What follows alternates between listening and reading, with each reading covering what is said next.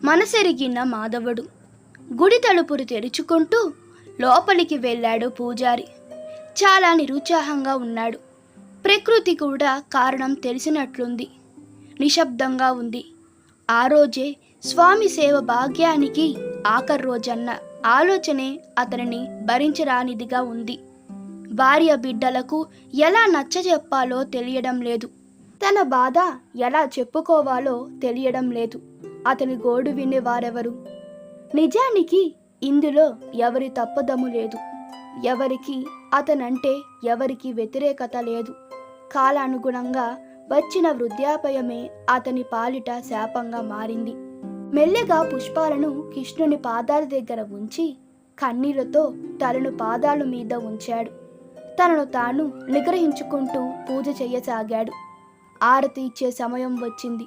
పూజ విధాలన్నీ అయిపోయాయి. ఇక ఆలయానికి తాళం వేయాలి.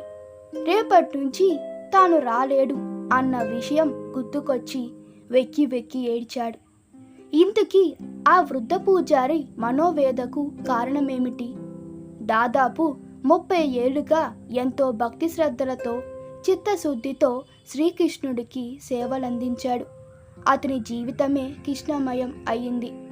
ఎవరి నోట విన్నా అతని దివ్య భక్తి గురించే చెబుతారు. అయితే కాలానికి అందరూ తలవంచవలసిందే కదా.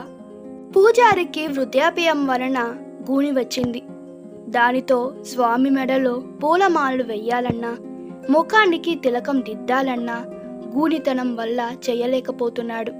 అందుకే కమిటీ వారు అతని కుమారునికి బాధ్యతలు అప్పగించుతున్నారు. ఆ రోజే అతని సేవలకు చివరి రోజు. అది అతని వేదకు కారణం. ఓ కృష్ణ, ఇదే నా ఆఖరి పూజ. ఇన్నేళ్ల కాలంలో నా వల్ల తెలిసి గాని తెలియక గాని అపరాధం జరిగి ఉంటే నన్ను క్షమించు. నీకు పూలమాలలు వెయ్యాలనుకున్నాను, నుదుట తిలకం దిద్దాలనుకున్నాను. నువ్వే సర్దుకుపోయావు. ముసలితనం వల్ల నీ సేవకు దూరం అవుతున్నా. నేను నిస్సహాయుణ్ణి, నన్ను మన్నించు కృష్ణ అంటూ కన్నీటితో వీడుకోలు పలికి ఆలయానికి తాళం వేసి భారమైన మనసుతో ఇంటి ముఖం పట్టాడు.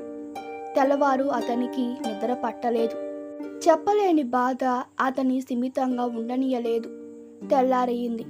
కుమారుడు ఆలయానికి వెళ్ళాడు. అప్పుడు జరిగింది అద్భుతం. నిజంగానే అద్భుతమే జరిగింది.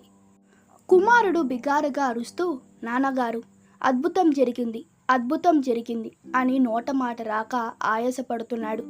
వృద్ధ పూజారి ఆశ్చర్యపోతూ ఆలయానికి వచ్చి చూస్తే నిలబడి ఉన్న కృష్ణ విగ్రహం కూర్చొని ఉంది. అతడి ప్రాణానికి ప్రాణమైన మాధవుడు మందస్మిత వందనంతో కూర్చొని అతనితో సేవలు చేయించుకోవడానికి సిద్ధంగా ఉన్నాడు. తనతో సేవలు చేయించుకోవడానికి వీలుగా స్వామి తన భంగిమను మార్చుకున్నాడని అర్థమవగానే ఆ వృద్ధుడు తన వయసు మర్చిపోయి విగ్రహాన్ని ఆలుకుపోయాడు. తన జన్మ సార్థకమైనదని ఆనందంతో కన్నీళ్లు పెట్టసాగాడు. భక్తి అంటే అదే కదా.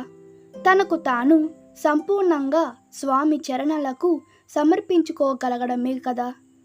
అలాంటి వారి పట్ల మాధవుడు కరుణ చూపడంలో ఆశ్చర్యమేముంది? ఇది పూరి జగన్నాథుని క్షేత్రానికి దగ్గరలోని సాక్షి గోపాలుని మందిరంలో జరిగిన వాస్తవ సంఘటన. భగవంతుడు భక్తులపై చూపే కరుణకు ప్రత్యక్ష నిదర్శనం ఈ సంఘటన. ఈ వీడియో మీకు నచ్చినట్లయితే మీ అభిప్రాయాలు కామెంట్లో తెలపండి. మరిన్ని వీడియోస్ కోసం మా ఛానల్ని సబ్స్క్రైబ్ చేయండి. Thank you.